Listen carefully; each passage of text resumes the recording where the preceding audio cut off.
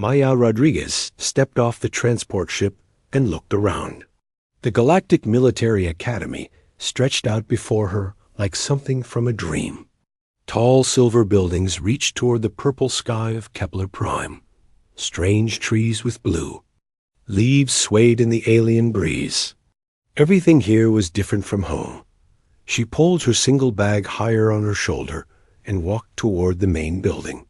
Other new cadets moved around her in groups, talking and laughing. They all seemed so confident.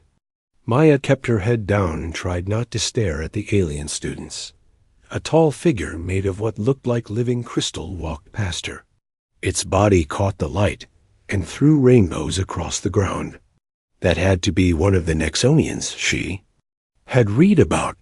Behind it came something that looked like a giant octopus walking on 4 of its arms. The creature's skin changed colors as it moved. Maya had studied all the different alien races before coming here. She knew the crystal being was probably stronger than 10 humans put together. The octopus creature could think faster than any human brain. And here she was, just a girl from Earth that nobody cared about. Hey, you must be human too. A voice behind her made Maya turn around. A tall boy with blonde hair smiled at her. I'm Alex Carter. My dad is Admiral Carter of the 5th Fleet. Maya Rodriguez, she said quietly. Where are you from? Alex asked as they walked toward the building together. Earth, Maya said. Alex nodded. Me too. Well, technically I'm from the Mars colonies, but my family is originally from Earth. What part? Australia, Maya said. She did not want to talk about the exact place. Most people had never heard of the deep outback regions where she grew up. They entered the main building, and Maya's eyes went wide. The ceiling was so high she could barely see it. Floating platforms carried students between different levels. Holographic displays showed information in dozens of alien languages. Pretty amazing, right? Said another human girl who joined them. I'm Lisa Park. My family runs mining operations in the Centauri system. Maya nodded, but did not say much. She listened as Alex and Lisa talked about their families and their expensive schools. They had been preparing for the academy their whole lives. Maya had only learned about it 6 months ago, when a military recruiter visited her small town. A loud voice echoed through the hall.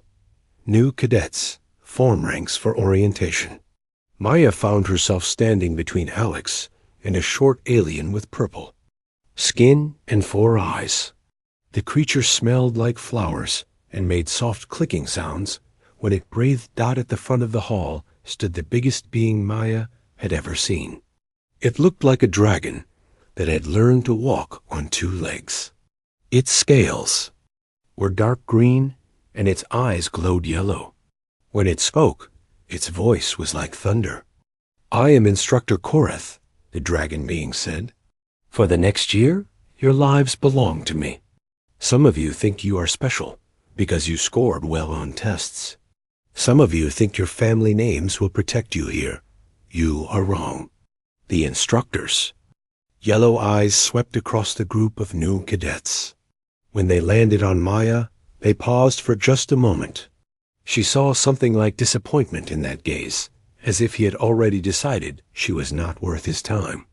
This academy has trained the greatest warriors in the galaxy, Koreth continued. We have produced generals who conquered star systems and admirals who command fleets of 1,000 ships. Most of you will not make it past the first month. Maya felt the other cadets shifting nervously around her. Alex stood straighter, like he was trying to prove something. Lisa lifted her chin with determination. Maya just stood quietly and listened. You will train in combat, tactics, survival, and leadership, Koreth said. You will learn to fight. In space, on planets, and in dimensions you cannot imagine. The weak will be sent home. The strong will become the guardians of civilization. The instructor began calling names and assigning rooms. When he got to Maya, he barely looked at her file. Maya Rodriguez, Earth, Death World Classification. He read quickly. Room 247, with Jennifer Miller. Maya heard a few of the alien cadets make sounds that might have been laughter. She knew that most species thought Earth was just a backwards planet with dangerous animals. They did not understand what Death World Classification really meant. She found her room on the second floor. Her roommate was already there, a girl with red hair who looked like she had been crying. "Hi," the girl said. "I'm Jen Miller. I'm from New Eden." "Maya Rodriguez, Earth." Jen's eyes went wide. "Really? I've heard stories about Earth. Is it true that everything there tries to kill you?" Maya set her bag on the empty bed. "Not everything," she said. "Just most things." That night, Maya lay in her narrow bed and listened to the strange sounds of the alien world outside her window. Things that might have been birds made musical calls in the darkness. The gravity here was lighter than Earth's, making her feel like she might float away. John was already asleep, exhausted from the day's stress. Maya could hear her roommate's breathing, quick and shallow, like someone having bad dreams. Maya closed her eyes and thought about home. She remembered the red dirt and burning sun of the outback. She remembered the sounds that hunting packs made in the night, and the way the ground could open up without warning to swallow the unwary. She remembered her father teaching her to move silently through grass that could cut like knives, and her mother showing her which berries would kill and which would heal. The academy thought she was just another human cadet who would probably fail. They saw her small size and quiet manner and decided she was weak. Maya had learned long ago that it was often better to let people think what they wanted to think. Tomorrow, the real training would begin. She would have to be careful not to stand out too much. Not yet. Maya Rodriguez fell asleep to the sound of alien birds, dreaming of home and the lessons that had kept her alive in the most dangerous place in the galaxy. The first month at the academy was harder than Maya had expected, but not in the way she thought it would be. The physical training was actually easier than her daily life back home. Running in the light gravity of Kepler Prime felt like floating. The obstacle courses seemed simple compared to navigating the deadly terrain of the Australian outback. The hard part was pretending to struggle. Maya watched her fellow cadets push themselves to their limits during morning exercises. Alex Carter threw himself into every challenge, trying to prove that humans belonged among the other species. Lisa Park studied late into the night, memorizing tactical manuals and alien combat techniques. John Miller had the hardest time. During their third week, Maya found her roommate crying in their room after failing a climbing exercise. "I can't do this," John said. "Everyone else is so much stronger and faster. The Nexonians can lift 10 times their body weight. The aquatic species can hold their breath for hours. What can humans do?" Maya sat on her bed and handed John a tissue. "Humans are good at adapting," she said quietly. "That's not enough," John said. "Did you see how Instructor Korath looked at us today? Like we're wasting his time." Maya had seen. The big dragon-like instructor barely hid his contempt for the human cadets. During combat training, he used them as examples of what not to do. When they succeeded at something, he acted surprised. When they failed, he acted like he had expected it all along. "Want me to help you with the climbing exercise?" Maya asked. John looked up hopefully. "You know how to do it?" Maya nodded. "I grew up climbing. Different kind of rocks, but the basics are the same." They went to the training facility after hours.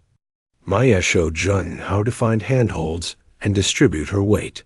She explained how to read the rock face and plan a route before starting to climb. But she was careful to make it look like she was figuring things out as she went. "How did you learn this?" Jeanne asked as she successfully made it halfway up the wall. "My dad used to take me climbing when I was little," Maya said. This was true. though she did not mention that they had been climbing cliff faces while being chased by pack hunters, or that falling meant being eaten alive. Word spread quietly among the human cadets that Maya was good at helping with the physical challenges. Soon Alex was asking her advice about hand-to-hand combat, and Lisa wanted tips for the survival exercises. Maya helped them all, but she was always careful. She showed them techniques that any human might know, things they could have learned from basic military training or adventure sports. She never revealed the deeper knowledge that came from growing up where every day was a fight to stay alive. Alien cadets formed their own groups. Zixar, a crystal being from Nexon, led a group of high-gravity species who dominated the strength competitions. They could bend metal bars and crush rocks with their bare hands.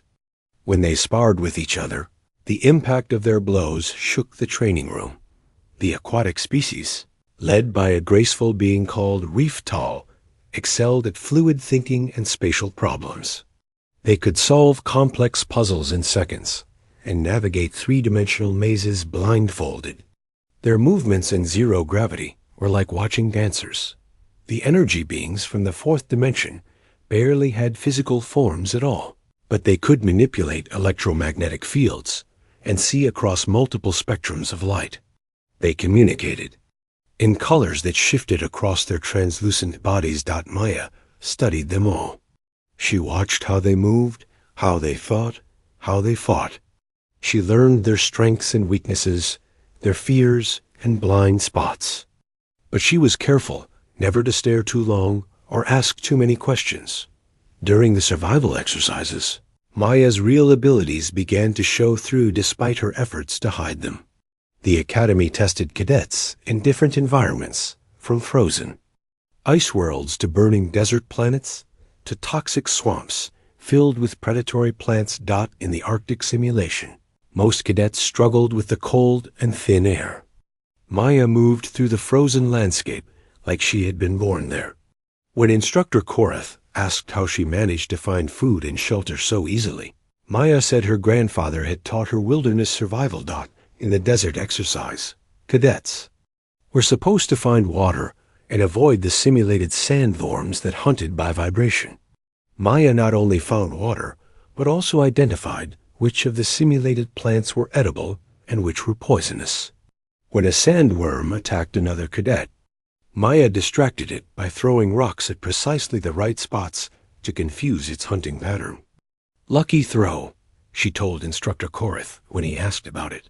But Korath was starting to pay attention.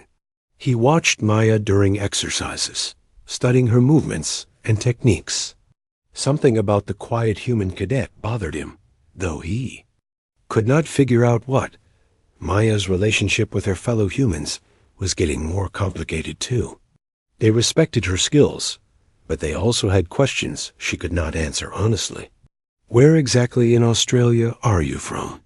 Alex asked, one day after she had shown him a fighting technique that disabled an opponent without causing permanent injury.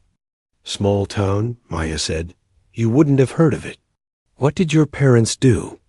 Lisa wanted to know after Maya had identified a dozen different types of alien flora during a botany exercise. "They worked outdoors," Maya said. The truth was that her parents were rangers in the most dangerous ecological preserve on Earth.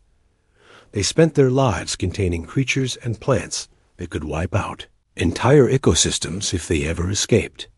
Maya had grown up surrounded by things that made the Academy's simulated dangers look like children's toys. Her hometown existed only to support the preserve. Everyone there was either a ranger, a scientist studying the deadly ecosystem, or family, members who had learned to survive in that environment. Children grew up knowing that a moment of carelessness could mean death, not just for them, but for everyone they loved. Maya remembered being 5 years old and learning to identify the tracks of different predators. By age 10, she could move through the most dangerous parts of the preserve without making a sound. By 15, she was helping her parents contain ecological breaches that could have killed thousands. but she could not tell her fellow cadets any of this. Earth's true nature was classified at the highest levels. The Galactic Alliance knew that Earth was dangerous, but they did not know how dangerous. They thought it was a world with some hostile wildlife and bad weather. They had no idea that it was essentially a contained apocalypse that somehow supported human civilization. One night, Maya found Jun studying in their room, surrounded by tactical manuals and species profiles. "I've been thinking," Jun said without looking up. "The instructors keep saying humans are weak compared to other species. But you're not weak. None of us are, really. We just seem weak next to them." Maya sat on her bed. "What do you mean?" "I mean, what if being weak isn't always a disadvantage?" Jun said. "What if people underestimating you is actually useful?" Maya felt a chill run down her spine. Her roommate was getting too close to the truth. "I don't know," Maya said carefully. "I just try to do my best." But as she lay in bed that night, Maya wondered how much longer she could keep pretending to be ordinary. The training was getting more difficult, and the instructors were starting to notice things about her performance that did not add up. Instructor Korath had begun watching her with those yellow eyes, like a predator studying prey. Maya recognized that look. She had seen it in the eyes of the things that hunted in the Australian night dot. The difference was that, back home, she had always been the one doing the hunting. 3 months into training, the Academy announced its most challenging exercise yet. The cadets would be tested in teams aboard a decommissioned space station that orbited Kepler Prime. The station had been modified with artificial gravity fields. That could change without warning, simulating the chaotic conditions of damaged ships or unstable facilities. Maya found herself assigned to Team 7, along with Alex Carter, a Nixonian called Thrumcar, and 2 aquatic beings named Flow and Current. The team seemed balanced on paper, but Maya could see the problems immediately. Alex was trying too hard to prove himself as team leader. Thrumcar only respected strength and saw the humans as weak links. Flow and Current communicated in rapid color changes that the others could barely follow. "Remember," Instructor Korath told the assembled cadets before they boarded the shuttles, "this exercise will test everything you have learned. Combat, tactics, survival, and teamwork. The artificial gravity will shift randomly to simulate battle damage. Stay alert, trust your training, and try not to disappoint me more than usual." His yellow eyes lingered on the human cadets as he said the last part. The space station was huge and dark inside. Emergency lighting cast strange shadows down the corridors. Maya could feel the artificial gravity fluctuating under her feet, sometimes lighter than Kepler Prime's surface, sometimes heavy enough to make walking difficult. Team 7's mission was to reach the central command center and extract data from the main computer. Simple enough, except that other teams were playing the role of hostile forces trying to stop them. "Okay, team," Alex said as they moved through the first corridor. "I'll take point. Thrumcar, you watch R6. Flow and Current, keep an eye on the side passages. Maya, stay in the middle and tell us if you see anything unusual." Maya almost smiled at that. Alex was treating her like the weak link who needed protection.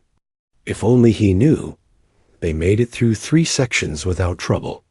The gravity stayed relatively stable, shifting between light and normal, but never becoming dangerous. Maya could hear other teams moving through distant parts of the station, their voices echoing through the metal walls. Then everything went wrong at once, that an alarm started blaring, and the lights went out completely. Emergency power kicked in a moment later, bathing everything in red light.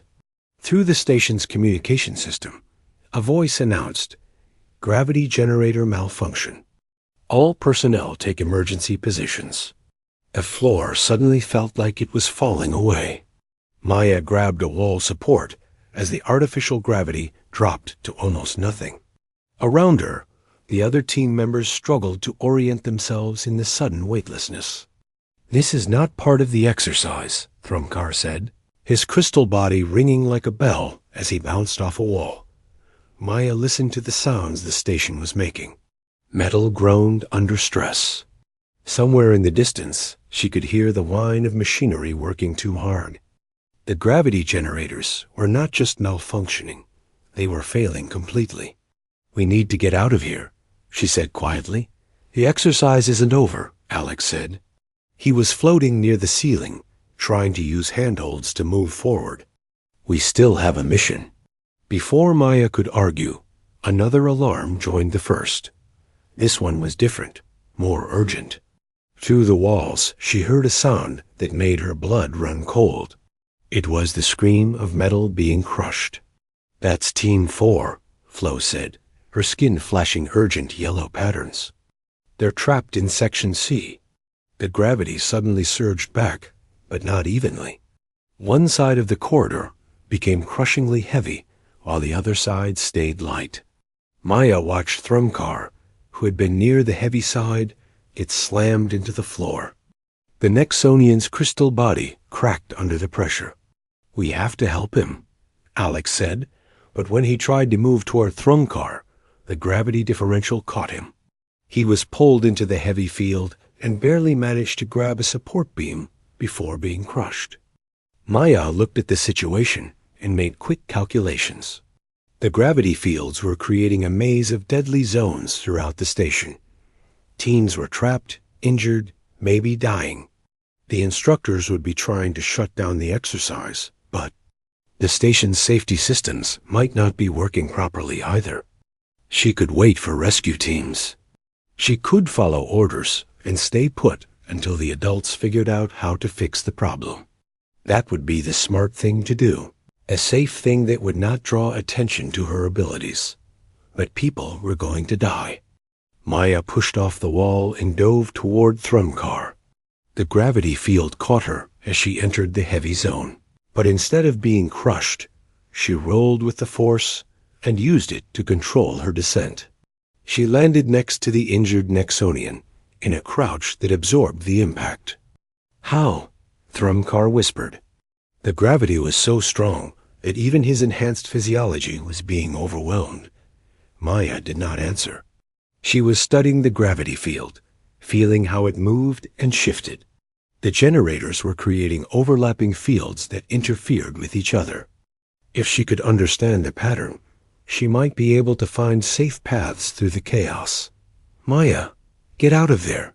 Alex shouted from where he hung above the heavy zone. Instead, Maya moved deeper into the field.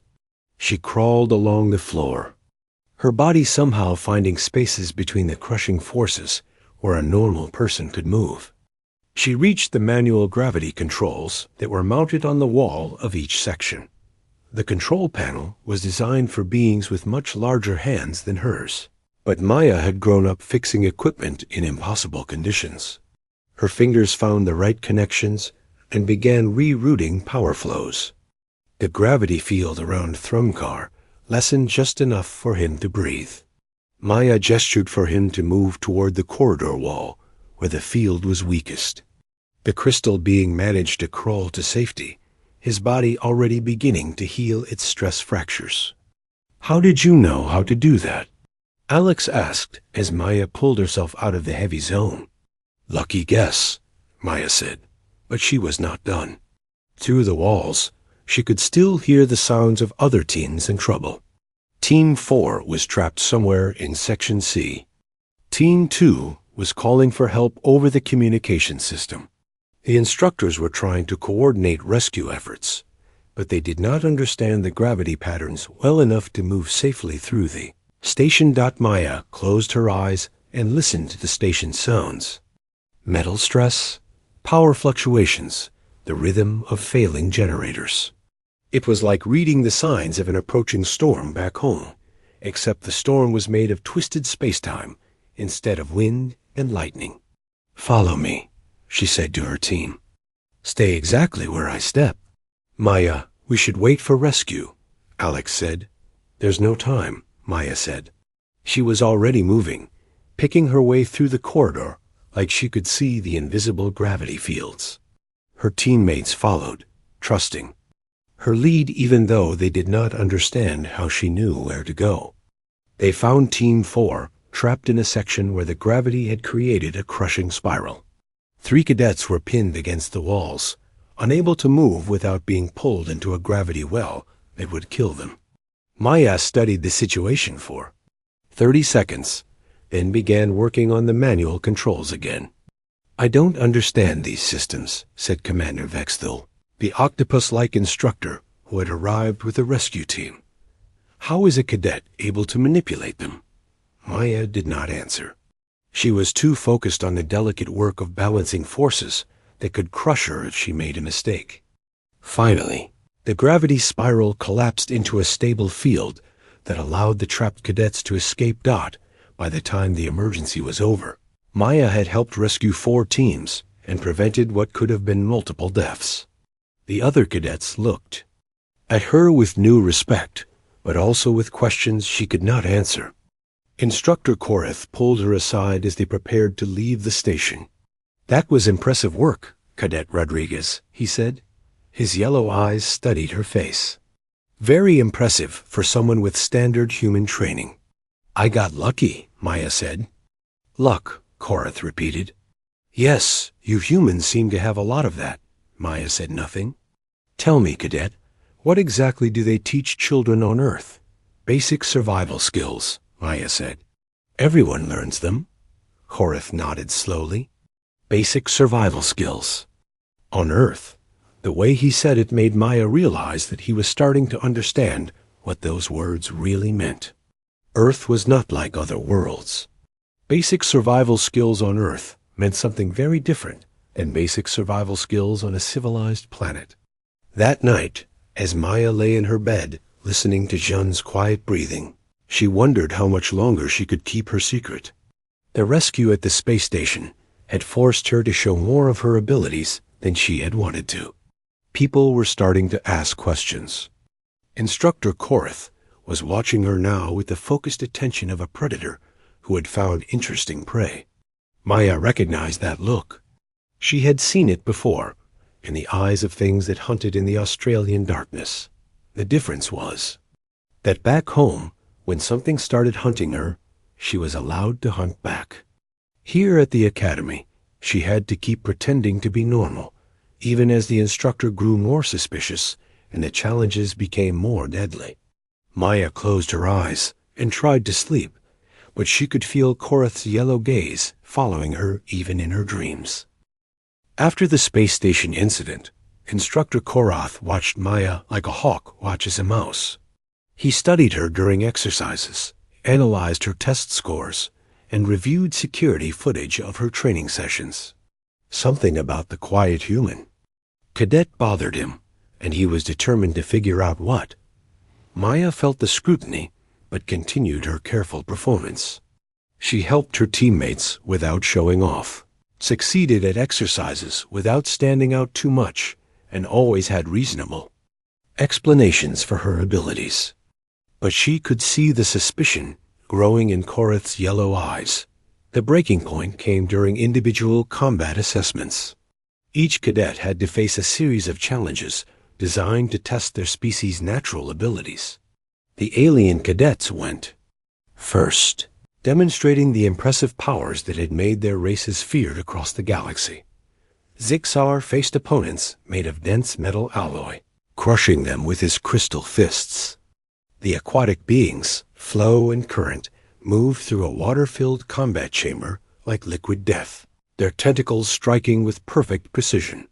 Even the energy beings showed their power, manipulating electromagnetic fields to disable mechanical. Attackers dot when it was Maya's turn. The system calibrated itself for standard human parameters. She saw some of the alien cadets exchange amused looks. Everyone knew humans were the weakest species at the academy.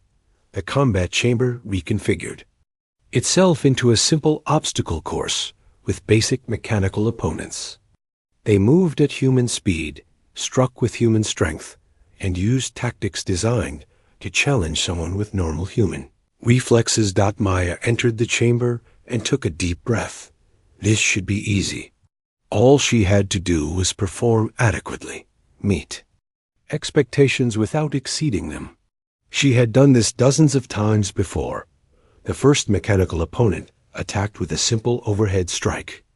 Maya blocked it and countered with a basic technique that sent the machine staggering. The second opponent tried to grapple her. She broke free and disabled it with a standard joint lock. Through the observation window, she could see her classmates watching with polite interest. This was about what they expected from a human cadet. Nothing impressive, nothing surprising. But Instructor Korath was watching more carefully than the others. He saw something that bothered him, something in the way Maya moved that did not match what he was seeing. Her techniques were too clean, too efficient. She was holding back, and he could tell. Interesting, Korath said to himself. He moved to the control panel and began making adjustments. Sir? Asked Commander Vextil, the octopus instructor. The exercise is proceeding normally. Too normally, Korath said. His claws moved across the controls, overriding safety protocols and increasing the difficulty settings. I want to see what this human is really capable of. Sir, those settings are beyond human parameters, Vextil warned. The cadet could be seriously injured. Then she will learn an important lesson about combat, Korath said. He activated the new program. In the combat chamber, Maya felt the change immediately. The remaining mechanical opponents suddenly moved faster, struck harder, and coordinated their attacks with deadly precision. These were not training machines anymore. They were weapons designed to test enhanced beings. For a moment, Maya maintained her facade. She stumbled backward, looking overwhelmed and frightened. She blocked attacks clumsily and seemed to be losing ground rapidly. The watching cadets began to look worried. Even Alex Carter pressed against the observation window, shouting encouragement. That Maya could not hear through the soundproof glass, but the mechanical opponents were relentless. They pressed their attack beyond what any normal human could survive. Maya found herself backed into a corner, facing killing blows that would not stop, just because she was pretending to be weak. The moment of decision came when one of the machines swung a metal fist at her head with enough force to crush her skull. Maya could dodge it, but not with normal human speed. She could block it, but not with normal human strength. She could survive it, but not as the ordinary cadet she was pretending to be. Time seemed to slow down as Maya made her choice. Her body shifted. The careful constraints she placed on her movements fell away like chains breaking. Her posture changed from that of a struggling student to something else entirely. Something that had been forged in the most dangerous place in the galaxy. Maya moved. The mechanical fist passed through empty air as she flowed around it like water. Her counterattack struck the machine's power core with surgical precision, shutting it down instantly. The second opponent lunged at her, but Maya was already gone, appearing behind it to disable its main processor with a single finger strike to exactly the right spot. The third and fourth machines attacked together, their movements coordinated by combat algorithms designed to challenge superhuman opponents. Maya read their attack patterns in the first fraction of a second, identified their weaknesses, and dismantled them with moves that should not have been possible for someone her size. The entire sequence took less than 10 seconds. Maya stood in the center of the chamber, surrounded by disabled mechanical opponents, not even breathing hard. The silence from the observation window was complete. Every cadet, every instructor, every recording device had captured what just happened. What they had seen was not the performance of a standard human. It was something else entirely. Impossible, whispered Thrunkar, his crystal body resonating with shock. Those were enhanced level opponents, Flo said, her skin cycling through confused color patterns. No human should be able to move like that. Alex Carter stared through the window at Maya, his face pale with realization. "What are you?" He whispered Dot in the control room. Instructor Korath stood frozen at the panel. His yellow eyes were wide, with something that might have been fear. He had expected to expose Maya as someone who was not trying hard enough. Instead, he had revealed something that challenged everything he thought he knew about humans. "Get me her complete file," he said to Vexthul. "I want to know everything about this cadet. Everything about her homeworld. Everything." Maya looked up at the observation window and saw the shock on her classmates' faces. She had blown her cover completely. There was no way to explain what they had just seen, no way to pretend it was luck or basic training. The secret she had been hiding for months was out. "Exercise complete," announced the computer system. "All opponents disabled. Time elapsed 9.7 seconds. Performance rating beyond established parameters." Maya walked toward the exit, her mind already working on damage control. She needed to find a way to explain this that would not expose the truth about Earth. She needed to convince people that what they had seen was somehow normal. But as the chamber door opened and she stepped into the corridor, Maya saw Instructor Korath waiting for her. His expression was no longer one of casual dismissal. Now he looked at her the way a warrior looks at another warrior, with respect and wariness and the recognition of danger. "Cadet Rodriguez," he said formally. "Report to my office immediately."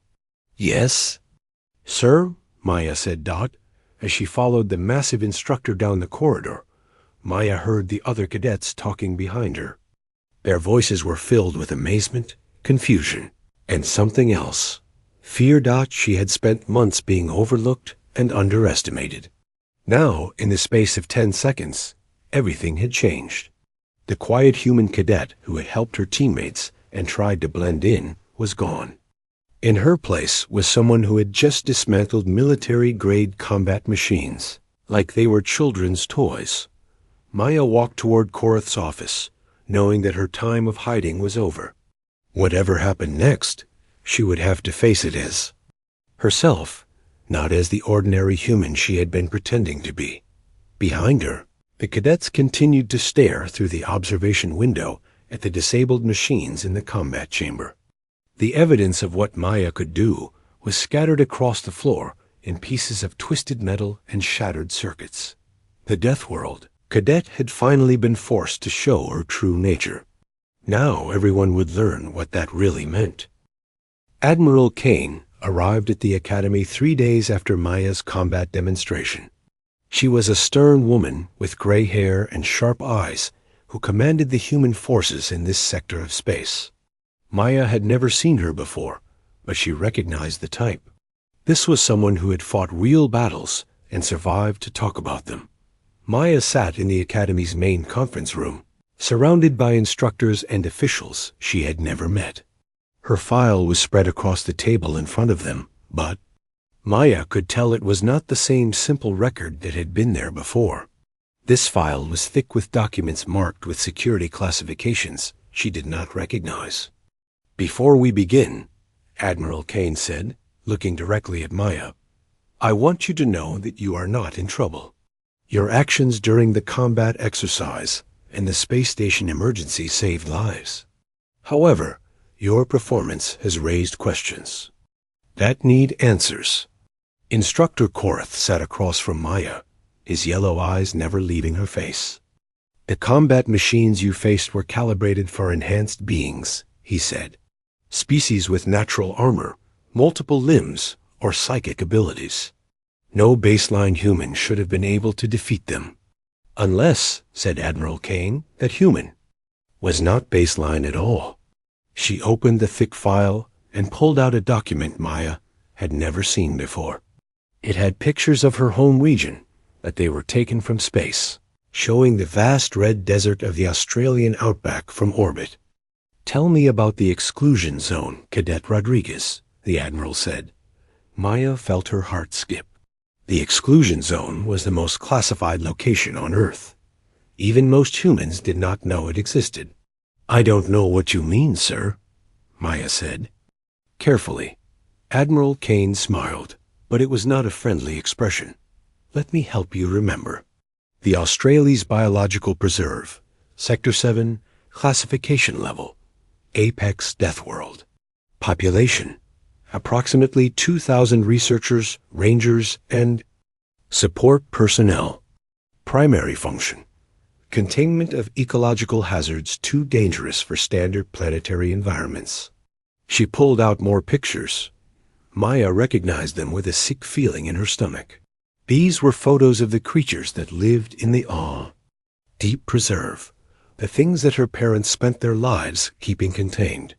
"The widow spiders," Admiral Kane continued, pointing to a picture of something that looked like a mechanical nightmare with too many legs. Adults weigh up to 3 tons and can move at 60 kilometers per hour through any terrain. Their venom dissolves metal. A single breeding pair could strip the life from an entire planet in 6 months. Maya said nothing, but her hands clenched in her lap. "The razorgrass plains," the Admiral continued, showing a picture of what looked like an innocent field of green plants. "Each blade can cut through steel. The grass grows by feeding on metal and bone. It can sense movement from a kilometer away and bends toward prey like a living weapon." More pictures followed. The flame birds that breathed actual fire and nested.